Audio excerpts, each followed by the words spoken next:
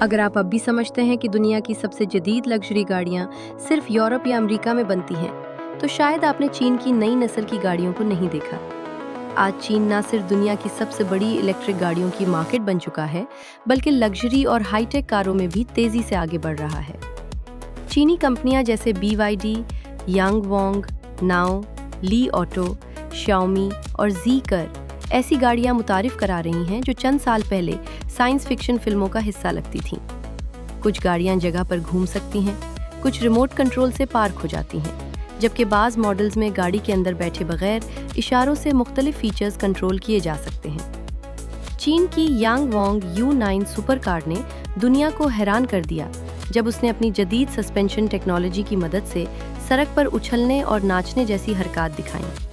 इसी तरह कई जदीद चीनी गाड़ियों में gesture control, facial recognition, AI voice assistant और फुल सेल्फ पार्किंग जैसे फीचर्स शामिल किए जा रहे हैं। बहुत सी नई गाड़ियां ड्राइवर की थकावट को पहचान सकती हैं, खुदकार लेन तब्दील कर सकती हैं, ट्रैफिक का तज्जिया कर सकती हैं और 360 डिग्री सेंसर्स के जरिए इर्द गिर्द के माहौल पर मुसलसल नज़र रखती हैं। चीन की सबसे बड़ी ताकत सिर्फ टेक्नोलॉजी नहीं बल्कि रफ्तार भी है।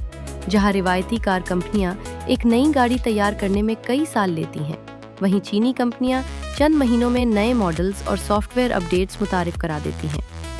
आज चीन दुनिया की इलेक्ट्रिक गाड़ियों की सप्लाई चेन, बैटरी टेक्नोलॉजी और स्मार्ट ऑटोमोबाइल इनोवेशन में अहम किरदार अदा कर रहा है।